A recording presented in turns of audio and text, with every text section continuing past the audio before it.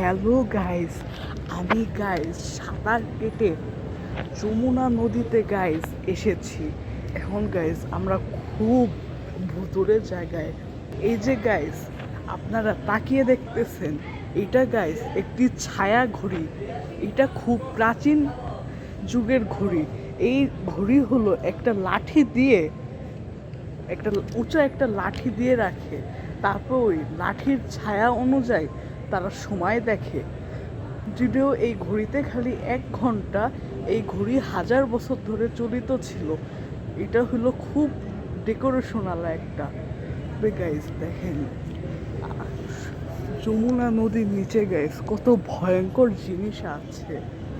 দেখেন গাইস কত বড় একটি বিল্ডিং যমুনা নদীর নিচে। দেখেন গাইস খুব হিংস্র প্রাণী।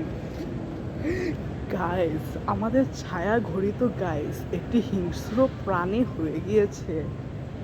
এখন গাইস আমি কি করব? এই যে গাইস দেখেন এই গুহার ভিতর আরো হিংস্র প্রাণী আছে, খুব ডেঞ্জারাস। আমি ওইখানে আর যাব না।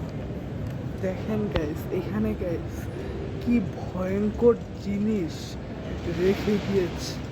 রেখেছে এখানে। আগে খুব ডেঞ্জারাস মানুষের মতন জিনিস থাকতো। এই যে গাইস এখানে গাইস আগে খারাপ মাছদের অত্যাচার করা হতো। এটা গাইস আমি জেনেছি গুগলে সার্চ করার জন্য। আর গাইস আপনারা যদি ভাবেন তাওয়াফ পানি কই, তুমি তো পানির নিচে। আমি গাইস পানি অফ করার একটা ফিল্টার অন করেছি। আর তাওয়াফ তোমার ফোন তো স্যামসাং, ওইটা কাজ হচ্ছে কিভাবে? আমি একটা প্লাস্টিক ব্যাগের ভিতর ঢুকিয়ে রেখেছি।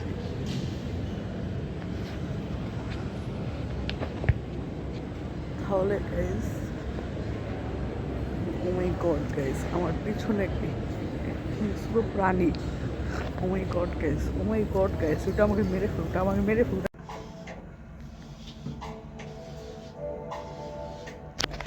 গাইস আমি গাইস ওই হিংস্র প্রাণীর কাছ থেকে খুব কষ্ট করে বেঁচেছি। দেখেন গাইস আমি ঘামিয়ে গিয়েছি। এখন গাইস আমি সব ইনফরমেশন রিপোর্ট করব। এই যে গাইস আমি আবার গাইস